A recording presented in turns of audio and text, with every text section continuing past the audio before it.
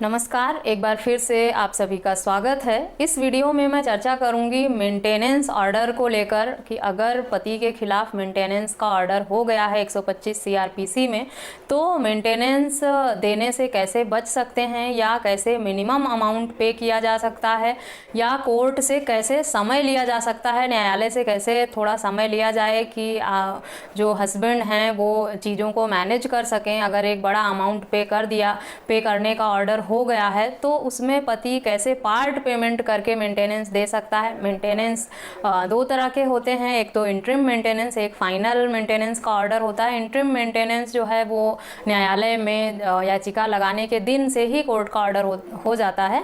न्यायालय में याचिका लगाने के दिन से ही जो है वो कोर्ट ऑर्डर करता है इंटरिम मेंटेनेंस देने का।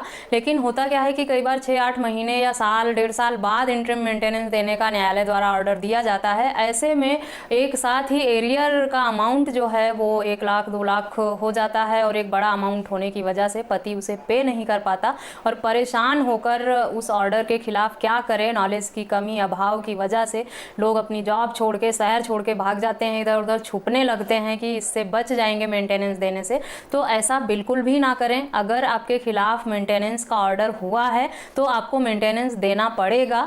बस उसे कम या ज़्यादा किया जा सकता है, या अगर तथ्यों के अभाव में गलत मेंटेनेंस हो गया है, ऐसा ऑर्डर नहीं होना चाहिए, तो आप उस पर पुनर्विचार, रिव्यू या स्टे लेकर आप पुनः सुनवाई कराकर फैसला अपने फेवर में करवा सकते हैं। बिल्कुल भी भागें नहीं, परेशान ना हो और ना छुपें, क्योंकि अगर आप ऐसा करते हैं तो आप अपने लिए और प्रॉब्लम क्रिएट कर लेते हैं। इससे आप मेंटेनेंस देने से बचेंगे नहीं, बल्कि आपके खिलाफ एनबीडब्ल्यू हो जाएगा। अगर नॉन अवेलेबल वारंट हुआ तो आपको पुलिस ढूंढेगी और जहां भी मिलेंगे अरेस्ट हो जाएंगे आप।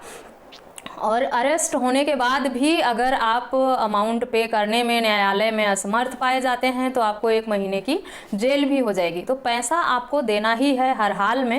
अगर ऑर्डर हुआ है तो मेंटेनेंस आपको देना ही पड़ेगा, और अगर नहीं देना है, एलिजिबिलिटी नहीं है आपके वाइफ की मेंटेनेंस लेने की, तब आप उसे प्रूफ करिए न्यायालय में। भागिए नहीं, परेशान मत होइए। ना न्यायालय को गुमराह करके आप बच सकते हैं, ना भाग के बच सकते हैं। बेहतर यही होगा कि जब केस फाइल किया जाता है पारिवारिक न्यायालय में, कोई भी मेंटेनेंस का हो या डीवी एक्ट का हो या घरेलू हिंसा का हो, किसी भी तरह का मामला हो, या तो आप आपसी सहमति से ही बातचीत करके न्यायालय में उसको सेटल करने का प्रयास करिए। उससे इग्नोर, पहले तो आप लोग इग्नोर करते हैं, बचते हैं, भागते हैं, उसको बहुत ईजिली लेते हैं कि कुछ नहीं होगा, ये ऐसे हो जाएगा। और फिर जब आपके खिलाफ ऑर्डर हो जाता है तो भागना और छुपना परेशान करते हैं, न्यायालय को दोष देते हैं, वकील को दोष देते हैं और कानून को दोष देते हैं कि कानून में ही त्रुटि है, सिर्फ महिलाओं के लिए बनाई गई है। ये सब ना करें।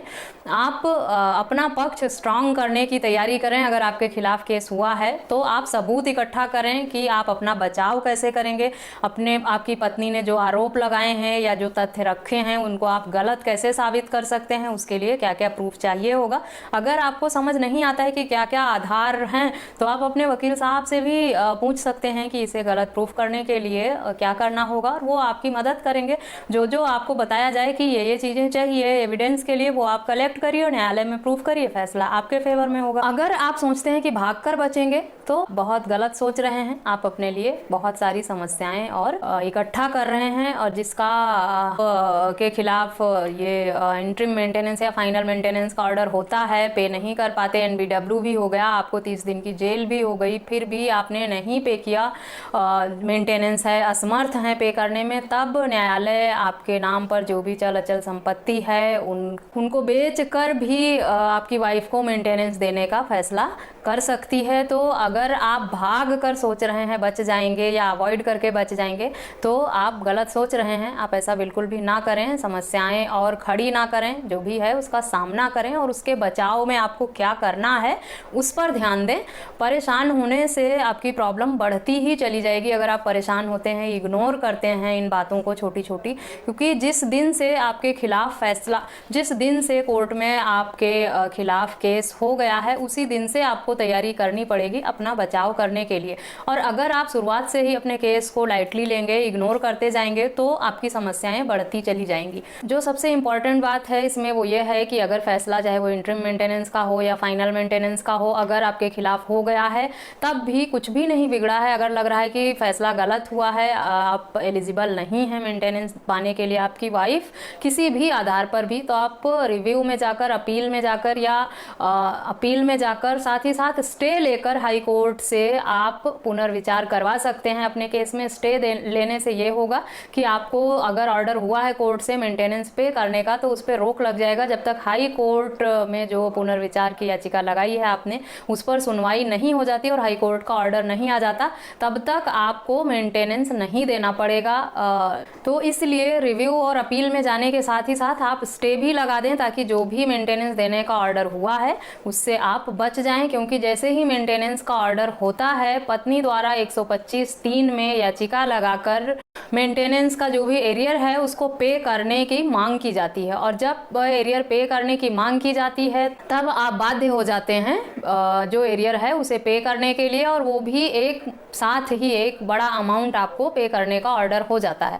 तो इस सब से बचने के लिए अगर आपको स्टे ले लीजिए तो आपको तुरंत वो अमाउंट पे नहीं करना पड़ेगा, आपको समय मिल जाएगा, पुनर्विचार होगा। और अगर आपने सारे सबूत इकट्ठा कर लिए हैं, अपने जो वाइफ के फेवर में फैसला हुआ है और आपके खिलाफ हुआ है, आपको लगता है कि आपके साथ नाइंसाफ़ी हुई है, ऐसा नहीं होना चाहिए, या ज़्यादा अमाउंट ऑर्डर हो गया है मेंटेनेंस में, या बहुत ही या आपका मेंटेनेंस या आपकी वाइफ का मेंटेनेंस बनता ही नहीं है, गलत ऑर्डर हो गया है, तो इन सारी बातों को प्रूफ करने के लिए जो रिव्यू या अपील लगाई है आपने, वहाँ पे ये सारी दलीलें दीजिए न्यायालय में, प्रूफ करिए और फिर फैसला आपके फेवर में हो जाएगा। स्टे लेने का सबसे बड़ा बेनिफिट यह है कि तुरंत जो इतना बड़ा अमाउंट पे करने का ऑर्डर होता है आप उसे देने से बच सकते हैं। साथ ही साथ जब न्यायालय का फैसला आगे होगा, क्या होगा, आपके सबूतों के आधार पर माननीय हाई कोर्ट से क्या ऑर्डर आता है, क्या फैसला होता है, फिर जब आप रिव्यू में जाते हैं या अपील में जाते हैं तब वहाँ आप क्या चाहते हैं या क्या आपके साथ गलत हुआ है या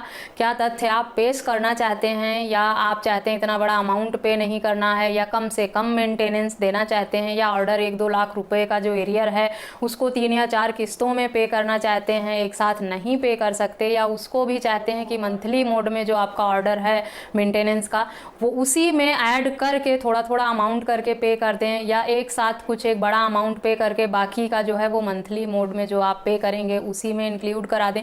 जो भी आप चाहते हैं वो जब रिव्यू या अपील में जाते हैं तो वहाँ पे आपको ये सारी बातें खुद न्यायालय में उठानी पड़ेगी। आपके वकील साहब के द्वारा आप इन सारे तथ्यों को न्यायालय में रखवा सकते हैं जिससे कि फैसला आपके हित में हो सकता है। आप मेंटेनेंस देने से बच भी सकते हैं या मिनिमम ऑर्डर भी हो सकता है, वो डिपेंड करता है कि आपने क्या न्यायालय में जो है सुनवाई के दौरान न्यायालय में क्या तथ्य पेश किए हैं। जो भी अगर मेंटेनेंस का इंटरिम हो या फाइनल मेंटेनेंस का ऑर्डर हो तो ऑर्डर हो जाने से ये नहीं है कि वो आखिरी फैसला हो गया और अब आपको वो पे करना है नहीं तो भागना है। उस पर पुनर्विचार हो सकता है, उस पर रोक लगाई जा सकती है, लेकिन उसके लिए आपको आगे आकर न्यायालय में अपील तो करनी होगी, स्टे के लिए भी, रिव्यू के लिए भी, या पुनर्विचार के लिए भी, पुनर्सुनवाई के लिए भी। कौन जाएगा आपके लिए न्यायालय में कहने की फैसला गलत हुआ है या एलिजिबल नहीं है वो, या वो बहुत पढ़ी लिखी हैं या उनके पास पहले ही संपत्ति। आपको पहले ही ये सब चीज़ें न्यायालय में प्रूफ करनी थी। अगर पहले नहीं किया है तो कोई बात नहीं, अब भी कोई देर नहीं हुई है, आप रिव्यू में जाइए, अपील में जाइए, स्टे लगाइए, इतने सारे ऑप्शन आपके पास हैं। या आप की तरफ से जो भी पक्ष है वो सही से रखा नहीं गया, जो भी वजह है, कहीं ना कहीं आपकी गलती है जिसकी वजह से जो अपोजिट पार्टी है वो केस जीत गई है और आप हार गए हैं। सबूतों के अभाव न्यायालय जो है वो उसके समक्ष जो भी पेश किए जाती हैं दलीलें, जो भी सबूत दिया जाता है, जो भी वहाँ पे क्रॉस होता है, उसमें जो भी बातें रखी जाती हैं सामने अपने पक्ष में, उन्हीं को देखते हुए सुनवाई करता है। अगर आप अपना पक्ष रखेंगे नहीं, इधर उधर रोते रहेंगे, भागते रहेंगे, परेशान होते रहेंगे या इग्नोर करते रहेंगे मैटर को, तो आपका केस खराब होना ही होना है। फिर उसमें आप किसी और को दोष नहीं दे सकते, गलती तैयारी आपकी ही है। तो जिस दिन से न्यायालय में आपका केस लगे, तैयारी उसी दिन से शुरू कर दें अगर आपको केस जीतना है। और मेंटेनेंस ऑर्डर होने के बाद भी घबराएं नहीं, रिव्यू, अपील और स्टे का आपके पास ऑप्शन है। सुनवाई करके आप और लंबा समय ले सकते हैं, पुनर्विचार करा सकते हैं, अमाउंट में डिफरेंस ला सकते हैं या थोड़ा थोड़ा करके पे कर सकते हैं। सारे ऑप्शन हैं कोर्ट में आपके लिए भी। अपने हक को पाने के लिए आपको लड़ना होगा, आपको पेश करना होगा न्यायालय में अपना पक्ष। और अगर सबूत आपके पास नहीं है तो जब आप स्टे लेंगे तो आपको समय मिल जाएगा और उस समय जो भी सुनवाई की प्रक्रिया होगी माननीय हाई कोर्ट की, उस दौरान आप सबूत इकट्ठा करके फिर से अपना केस जीत सकते हैं। अगर आपको मेरी वीडियो पसंद आए तो मेरे चैनल को सब्सक्राइब करें और मेरी वीडियो को ज़्यादा से ज़्यादा लोगों के साथ शेयर करें ताकि और भी लोगों को इस तरह की यूजफुल जानकारी मिल सके। मिलते हैं नेक्स्ट वीडियो में, तब तक के लिए थैंक यू एंड बाय।